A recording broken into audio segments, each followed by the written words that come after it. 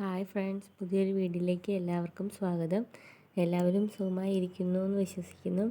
ആരെങ്കിലും എൻ്റെ channel subscribe ചെയ്യാത്തതുണ്ടെങ്കിൽ subscribe ചെയ്ത് സപ്പോർട്ട് ചെയ്യണം. എല്ലാവരും എൻ്റെ ചാനലും വീഡിയോസും ഒക്കെ കാണുന്നതിൽ ഒരുപാട് സന്തോഷം. ഇന്ന് ഞാൻ വന്നിട്ടുള്ളത് ഒരു പഴമയുടെ രുചിക്കൂട്ടുമായിട്ടാണ്. നമ്മുടെ ഇപ്പോഴും എല്ലാവരും കഴിക്കുന്ന ചക്ക വേവിച്ചതായിട്ടാണ്.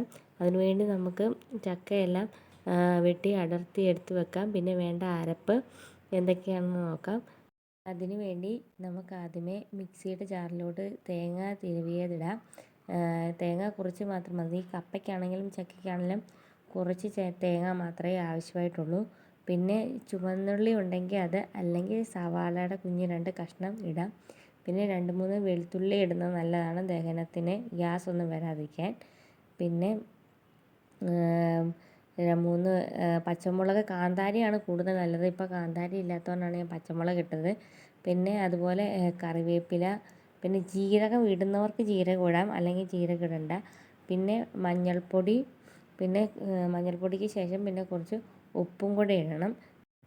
ഇനി നമുക്കത് ഒതുക്കി വെക്കാം. ഇനി നമുക്കൊരു കുക്കർ എടുത്ത് അതിലേക്ക് അരിഞ്ഞു വെച്ചിരിക്കുന്ന ചക്ക നമുക്ക് ഇട്ട് കൊടുക്കാം. ഞാനിപ്പോൾ കനലിലാണ് വേവിക്കുന്നത്, അടുപ്പിലാണ് വേവിക്കുന്നത്. അപ്പോൾ കനലിൽ വേവിക്കുന്നതായിരിക്കും കൂടുതൽ നല്ലത്. കാരണം കൂടുതൽ തീയായ ചിലപ്പോൾ കരിഞ്ഞു പോകാനൊക്കെ ചാൻസ് ഉണ്ട്. കാരണം പെട്ടെന്ന് വേകുന്ന ഒന്നാണ് ചക്ക. ഒറ്റ വിസിലിൽ അതങ്ങ് ഉള്ളിലോട്ട് അവിഞ്ഞിരിക്കും.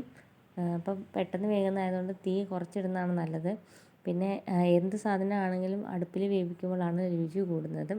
പിന്നെ ഇതിലോട്ട് ചക്ക ഇട്ട് കഴിയുമ്പോഴത്തേനും നമുക്ക് കുറച്ച് മഞ്ഞൾപ്പൊടിയും ഉപ്പും കൂടി ആവശ്യമുണ്ടെങ്കിൽ ഇതിലും ഇടാം, അരപ്പിലും ഇടാം. അല്ലെങ്കിൽ ഇതിൽ മാത്രമായിട്ട് ഇടുന്നവർക്ക് ഇതിൽ മാത്രമായിട്ട് ഇടാം. പിന്നെ കുറച്ച് വെള്ളം ഒഴിക്കണം. കുറച്ച് മാത്രം വെള്ളം ഒഴിച്ചാൽ മതി. പിന്നെ കൂടുതൽ വെള്ളം ഒഴിച്ചാൽ കുഴഞ്ഞു പോകും ചക്ക. കുറച്ച് വെള്ളം മാത്രം ഒഴിച്ച് നമുക്ക് അടുപ്പിൽ വെക്കാം.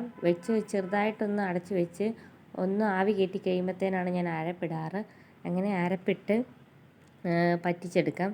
പിന്നെ നമുക്കൊരു ചീനിച്ചട്ടി എടുത്ത് അതിലോട്ട് കടുക് പൊട്ടിക്കാം. എത്ര പേര് കടുക് പൊട്ടിക്കുമെന്നറിയില്ല ചക്കയ്ക്ക്, പക്ഷെ ഞാൻ കടുക് പൊട്ടിക്കാറുണ്ട്. അതിനൊരു പ്രത്യേക ടേസ്റ്റ് തന്നെയാണ്. അങ്ങനെ ഒന്ന് ചെയ്ത് നോക്കണം എല്ലാവരും. കടുക് എണ്ണ ഒഴിച്ച് കടുക് പൊട്ടിച്ച് ചക്കയിലോട്ട് ഇട്ട് കൊടുത്ത് മിക്സ് ചെയ്ത് കഴിക്കാൻ നല്ലതാണ്. ചക്കയുടെ കൂടെ നമുക്ക് പല കറികളും കൂടെ കഴിക്കാൻ ഏറ്റവും നല്ലത് മുളക് ചമ്മന്തിയോ തൈര് ചമ്മന്തിയോ ഒക്കെയാണ്.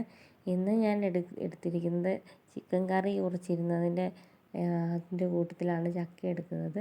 ഈ കടുക് പൊട്ടിച്ചതിൻ്റെ അതിൻ്റെ ടേസ്റ്റും ഈ ചക്കയുടെ ടേസ്റ്റും എല്ലാം കൂടെ ആകുമ്പം അടുപ്പിലുണ്ടാക്കിയതിൻ്റെയും ടേസ്റ്റ് എല്ലാം കൂടെ ആകുമ്പോൾ ഒന്ന് വേറെ തന്നെയാണ്. എല്ലാവരും ഇതൊന്ന് ട്രൈ ചെയ്ത് നോക്കണം. അപ്പോൾ ബൈ.